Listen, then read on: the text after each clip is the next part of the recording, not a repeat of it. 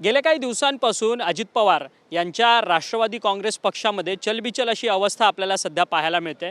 राष्ट्रवादी काँग्रेस पक्षाची राष्ट्रीय कार्यकारिणीची पत्र समोर आलं। त्या पत्रामध्ये खरं तर राष्ट्रवादी काँग्रेस पक्षाचे जे दोन ज्येष्ठ सदस्य आहेत, अर्थात सुनील तटकरे असतील किंवा प्रफुल्ल पटेल असतील, हे राष्ट्रीय कार्यकारिणीमध्ये सदस्य आहेत, परंतु त्यांना राष्ट्रीय कार्यकारिणीमध्ये सदस्य देत असताना परंतु त्यांचा जो पदभार आहे, कार्यभार आहे, जे गेल्या अनेक वर्षांपासून ते सांभाळतात, त्या पदांवरती मात्र या दोन्ही नेत्यांना ठेवलेलं नाही। त्यामुळे सध्या राष्ट्रवादी काँग्रेस पक्ष हा अस्वस्थता पक्षामध्ये निर्माण झाली आहे का? कारण की राष्ट्रवादी काँग्रेस पक्षाचं एक वेगळं महत्त्व जे आहे ते महाराष्ट्राच्या राज्याच्या राजकारणात आहे। 1999 साली शरद पवारांच्या अध्यक्षतेखाली स्थापन झालेल्या या राष्ट्रवादी काँग्रेस पक्षाने अल्पावधीतच आपला मतदार जो आहे तो या महाराष्ट्राच्या राजकारणात बांधला आणि त्यानंतर सत्तेत देखील तो सामील झालेला पक्ष होता। त्यामुळे या पक्षाचं अनन्यसाधारण असं महत्त्व आहे। परंतु अजित पवार यांचं दुर्दैवी विमान अपघातात निधन होतंय आणि त्याच्यानंतर गेल्या 4 महिन्यांपासून या पक्षाची जी वाताहत सुरू आहे, अर्थात वाताहत म्हणण्यापेक्षा जी काही चढाओढ पक्षात सुरू आहे, या सगळ्या संदर्भात बातचीत करण्याकरता आपल्यासोबत ज्येष्ठ पत्रकार रविकिरण देशमुख सर आहेत। रविकिरणजी सर, तुम्ही गेल्या अनेक वर्षांपासून राष्ट्रवादी काँग्रेस पक्ष अत्यंत जवळून पाहतायत, महाराष्ट्राचं राजकारण म्हणावं। अजित पवारांचा दुर्दैवी मृत्यू होतो विमान अपघातात 28 जानेवारीला, त्याच्यानंतर आज जवळपास मे उजाडला आहे। ह्या सगळ्या 4 महिन्यात राष्ट्रवादी काँग्रेस पक्ष किती ड्रास्टिक चेंजेस आपल्याला पाहायला मिळतात? या प्रश्नाकडे आपण थोडं वेगळ्या अर्थाने बघूया। अजित पवार ही विरोधी पक्षाची म्हणजे राष्ट्रवादीचा जो मूळ ढाचा आहे, जी त्याची रचना आहे, त्याच्या विरोधातला पक्ष म्हणजे भाजप आहे। कारण राष्ट्रवादीनं भाजपसोबत जाहीरपणे कधीही युती केली नव्हती याच्या आधी। त्यांना वाटणारं महत्त्व, याच्यावर राष्ट्रवादीचं महत्त्व ठरलेलं आहे। 2019 नंतरचा जो राजकारणातला सगळ्यात मोठा बदल झाला तो असा की भाजपाला राष्ट्रवादी किती हवी आहे त्याच्यावर राष्ट्रवादीचं महत्त्व ठरलं। याच्या आधी 99 साली 2 पक्ष झाले, काँग्रेस आणि राष्ट्रवादी, तेव्हा काँग्रेसला किती महत्त्व वाटते याच्यावर राष्ट्रवादीचं महत्त्व ठरलेलं आहे। आणि विशेष बघा की ज्या शरद पवारांना वगळल्याशिवाय, म्हणजे 78 साली ते मुख्यमंत्री झाले, 80 साली त्यांचं सरकार गेलं, पण त्यानंतर ते विरोधी पक्षात होते बराच काळ, 1988 पर्यंत।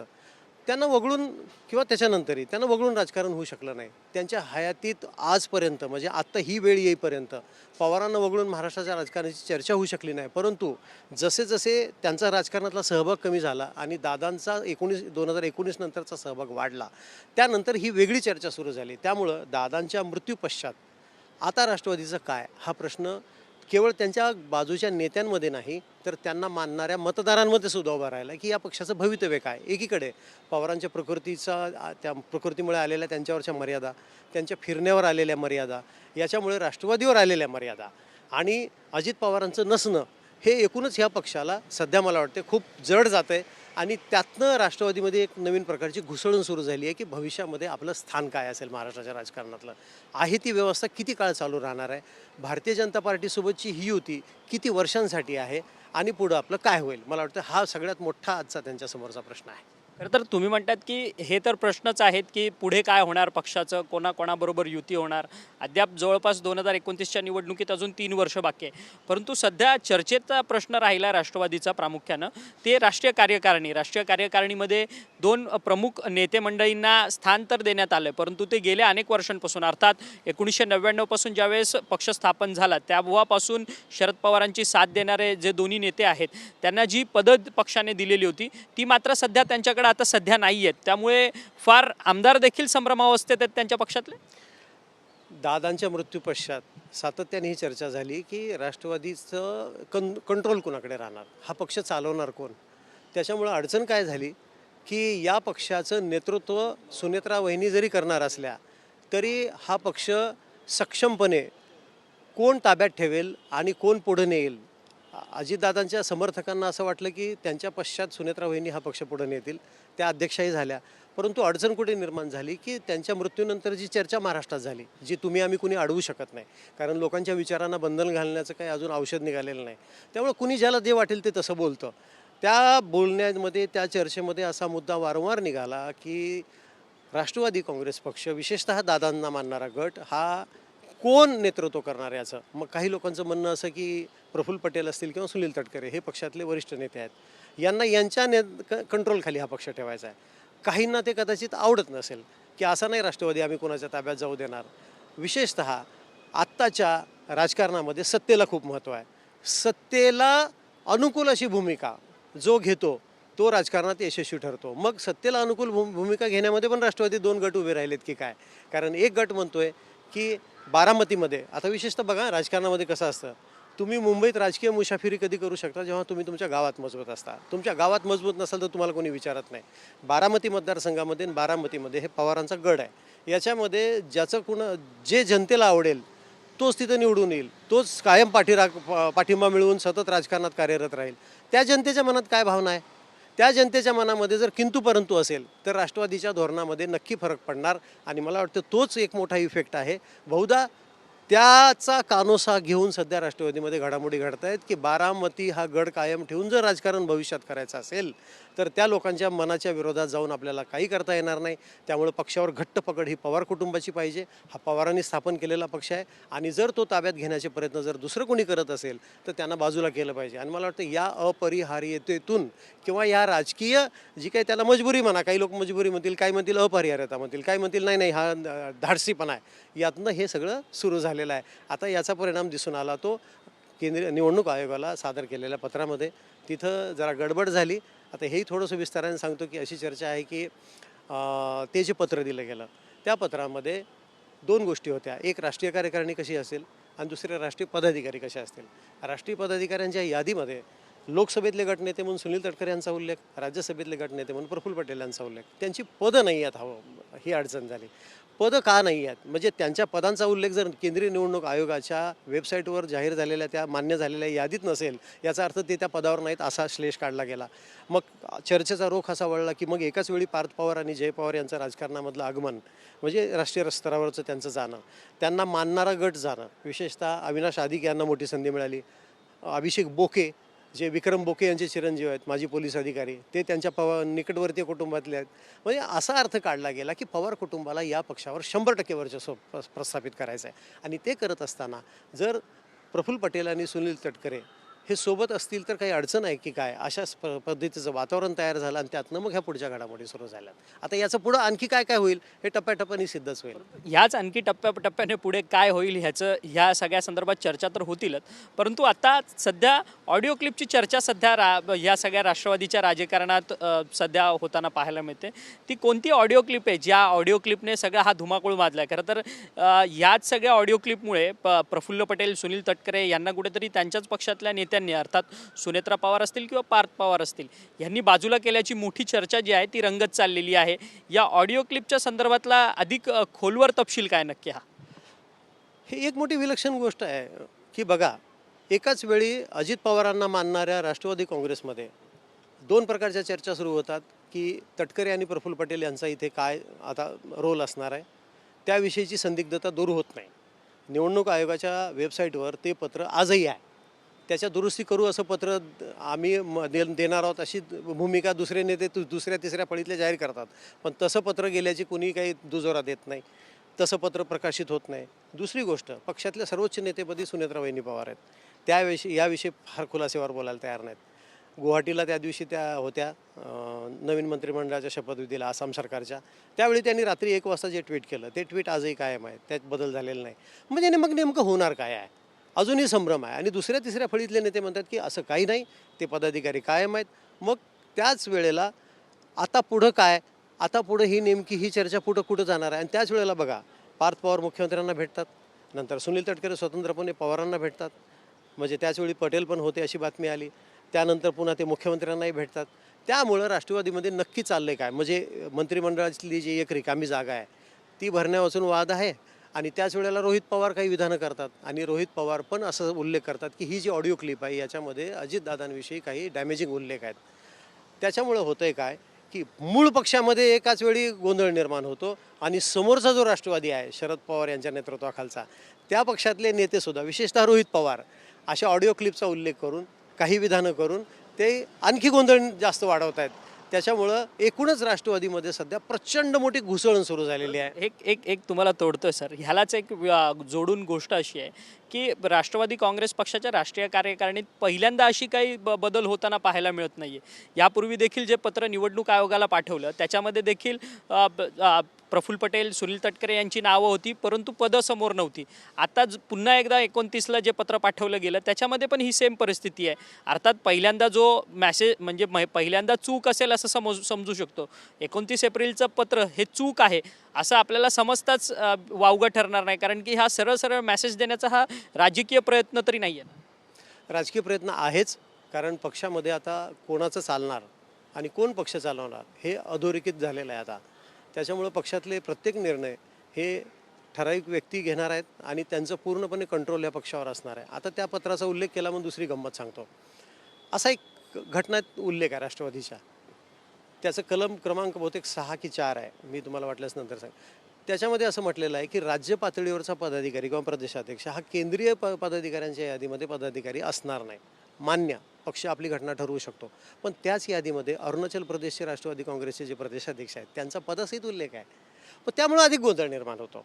तिथे स्पष्टता आली पाहिजे.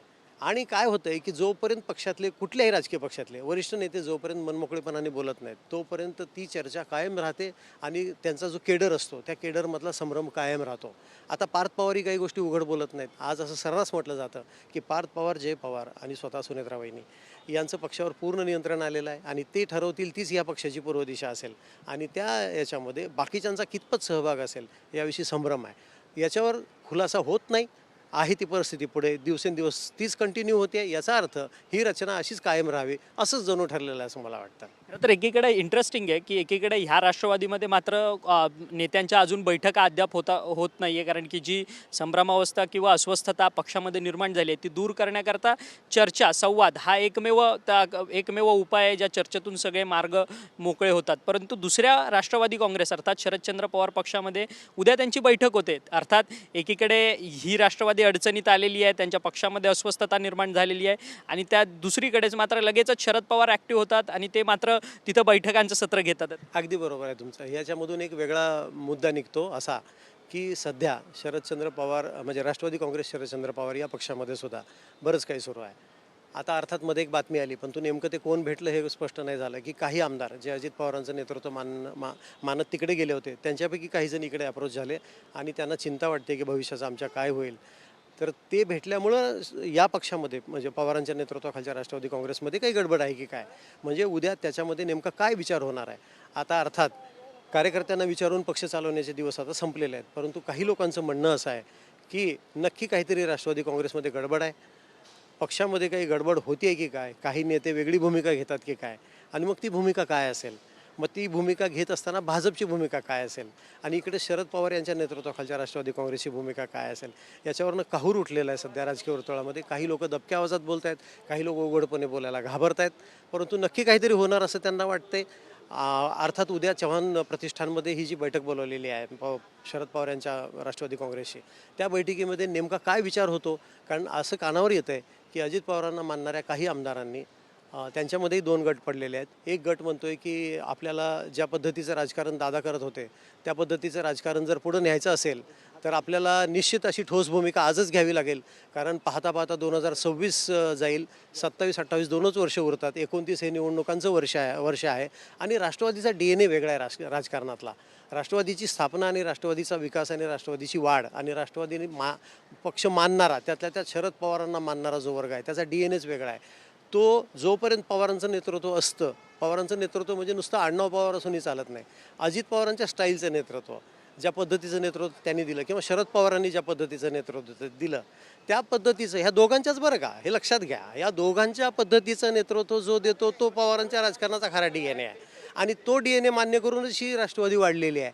आता याच्यामध्ये यापेक्षा वेगळी भूमिका जर घेतली तर मग तिथं गडबड होते. त्यामुळं दोन्हीकडे सध्या खूप चर्चा आहे, खूप म्हणजे बरंच काही होतं आहे आतमध्ये. नक्की यातनं बाहेर काय होणार आहे, नक्की यातनं गट कुणी फुटणार आहे का, मग तो गट मूळ राष्ट्रवादीमध्ये मिळणार आहे का, मग यांचं काही परत एकत्र येण्याची चर्चा सुरू झाली आहे का.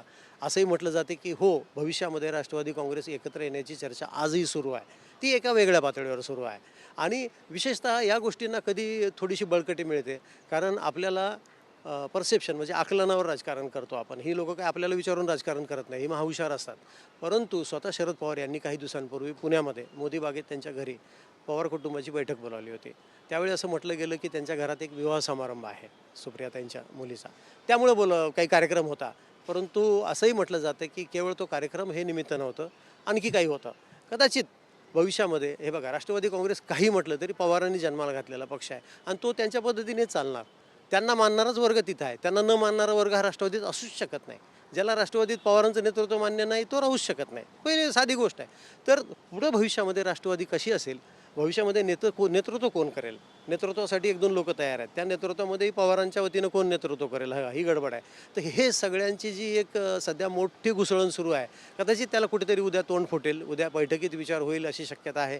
शिवाय काही गोष्टी ह्या जाहीर बैठकातून होत नसतात, त्या आपल्याला म्हणजे न कळत अशा बैठकांमधून होत असतात. तर नक्कीच येत्या काही दिवसात बाहेर पडेल असं मला वाटतं. आता एक शेवटचाच प्रश्न सर, खरं तर आता प्रशांत किशोर यांची देखील एंट्री राष्ट्रवादी काँग्रेस पक्षामध्ये होणार आहे अशी चर्चा सध्या सुरू आहे. काल प्रशांत किशोर यांची भेट जी आहे ती उपमुख्यमंत्री सुनेत्रा पवार पार्थ पवारांनी घेतली.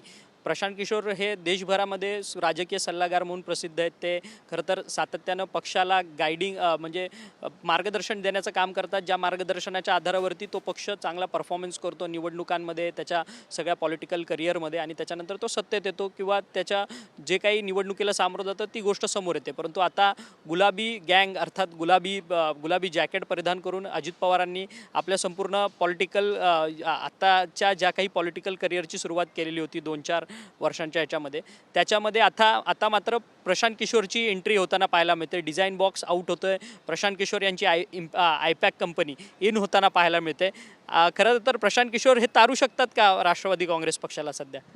मला वाटत नाही. कारण मी तुम्हाला सांगतो, सगळ्यात मोठं महाराष्ट्राच्या राजकारणात शरद पवार ही अशी एक व्यक्ती आहे की जी व्यक्ती तुम्हाला इथं बसून, मुंबईत बसून ते गोंदियात काय चाललं आहे सांगू शकतात, चंद्रपुरात काय चाललं आहे सांगू शकतात, मराठवाड्याच्या एका कोपऱ्यात किनवटमध्ये काय चाललं आहे सांगू शकतात.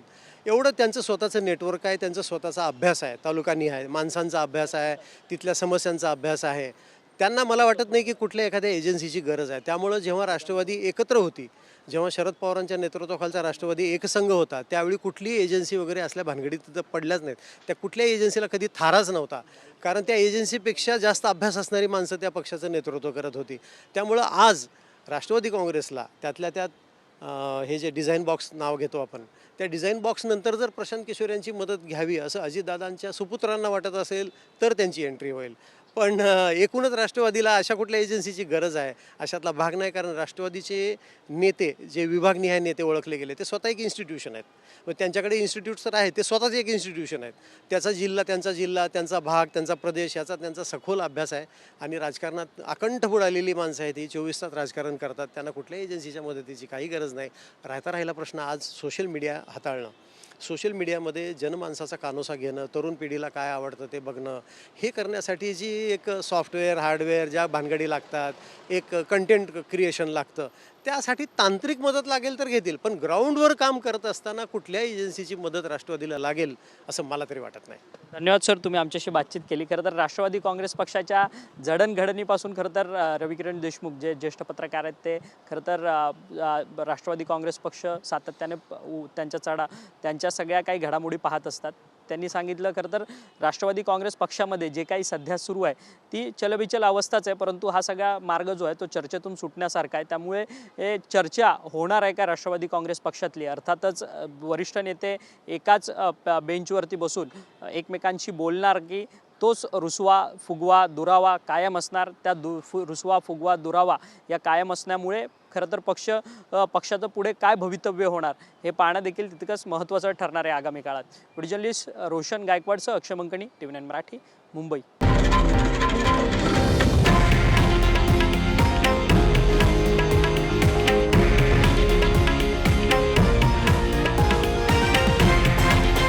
हे आहे देशातील नंबर 1 न्यूज नेटवर्क आणि आपण पाहत आहात TV9 मराठी, एकमेव.